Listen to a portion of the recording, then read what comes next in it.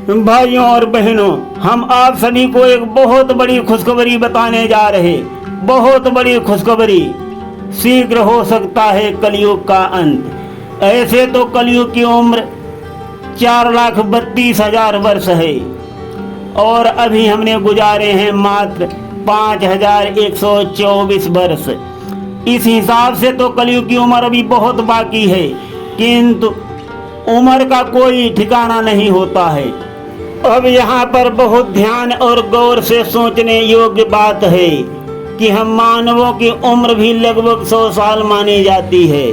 हम तो कभी कभी इस पृथ्वी पर एक दिन भी नहीं गुजार पाते। कोई 1 वर्ष, कोई 2 वर्ष, कोई 3 वर्ष, कोई 10 वर्ष, कोई 15, कोई 20, कोई 50, कोई 70, कोई 80, कोई 90, कोई ही 100 तक पहुँचता है और कोई 100 भी पार कर लेता है। तो हम कैसे मान लें कलयुग को पूरा 4,32,000 वर्ष इस पृथ्वी पर बिताने को मिलेगा। साथियों, शीघ्र ही राम राज्य आने वाला है। भगवान प्रभु श्री राम जी का मंदिर बन गया है और हमारा पूरा भरोसा और विश्वास है कि कलयुग का शीघ्र अंत हो जाएगा। ये बातें हम ऐसे ही नहीं बता रहे हैं, ये बहुत विचारणीय बातें हैं। हमारे पूज्य संतों और वेदों में कहा गया है, जो लोग बड़ों का सम्मान करते हैं और अच्छा काम करते हैं उनकी आयु बढ़ती है। जैसे महाराज सुखदेव जी को 5 वर्ष के लिए कल्पांतरों तक की आयु मिल गई है और वो आज तक हमारा सबका मार्गदर्शन कर रहे हैं इस संसार में। और जो अच्छा काम करते हैं उनकी आयु निरंतर बढ़ती है। साथियों, इसी भरोसे के साथ और विचार के साथ हम ये बातें कह रहे हैं कि कलयुग का शीघ्र ही अंत हो जाएगा। जैसे कलयुग की मानसिकता है कि लोगों को दुख पहुंचाना अपने जाल में फंसा करके, और जो लोग ऐसा करते हैं उनकी आयु निरंतर घटती है। हमारा दुख का एक पल सैकड़ों पलों के बराबर का माना जाता है और उसी हिसाब से कलयुग की 5,124 वर्ष गुजर चुके हैं और ये इतना बड़ा समय कल्पांतरों के बराबर हो चुका है। तो कलयुग की आयु घट चुकी है और अब इसका शीघ्र अंत होने वाला है। साथियों, ये बहुत बड़ी खुशखबरी है। कलयुग में ये जो खास बात होती है वो भी हम आपको ये बताते हैं, अभी सुनिए। कलयुग में जगत पिता को बहुत मेहनत करनी पड़ती है, बहुत ही मेहनत। परम पिता को हमेशा हमारे सब लोगों के साथ रहना पड़ता है कि कहीं हमें कोई धोखा न हो जाए और हमारे कर्मों का लेखा जोखा भी उनकी आंखों के सामने हर समय प्रस्तुत होता रहता है कि हम क्या कर रहे हैं और क्या नहीं कर रहे हैं। तो आप समझ लीजिए, सतयुग में जब लोग हजारों वर्ष तपस्या करते थे तब कहीं भगवान के दर्शन होते थे, और कलयुग में अगर हम 24 घंटे भगवान को सारे विकारों को छोड़ करके याद करें तो भगवान हमारे सामने प्रस्तुत हो जाएंगे। तो अब वो समय दूर नहीं है, कलयुग का अंत होगा और हमारे सबके बीच में सतयुग आएगा। सुनते रहिए गिरीश अध्यात्म ड्रीम में सत्यवाणी और अत्यंत कल्याणकारी कथाएं। धन्यवाद। ये कथा नहीं है, ये सत्यवाणी है। सुनिए, दिवाली के शुभ अवसर पर सुनाते हैं आप सभी को एक सुंदर भजन। भवसागर का रत्न वही है जिसमें कुछ निर्मलता है, धन्य पुरुष है वही कि जिसका नाम जगत में चलता है।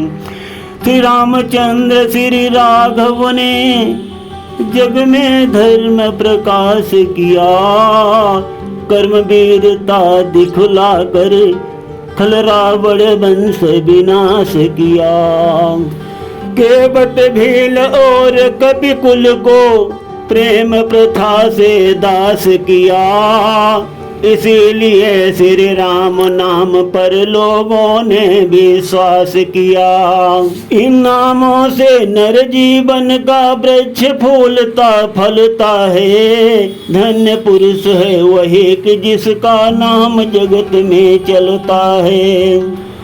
ब्रज में सुंदर नाम किया गाय चराने वालों का, कर्म किया वीरों का उसने, नाम धराया ग्वालों का। चूर्ण किया मद कालिंदी से उसने विषधर काले का, जिससे यश छाया भारत में घर घर बंसी वाले का। मुख से राम कृष्ण कहते ही मन का पाप निकलता है, धन्य पुरुष है वही कि जिसका नाम जगत में चलता है। रघुदिलीप शिव से राजा थे याचकता हरने वाले, सत्य वचन पर हरिश्चंद्र दशरथ थे मरने वाले। हनुमान सिर भरत विभीषण भक्ति भाव भरने वाले, इन लोगों के नाम हुए आदर्श समर करने वाले।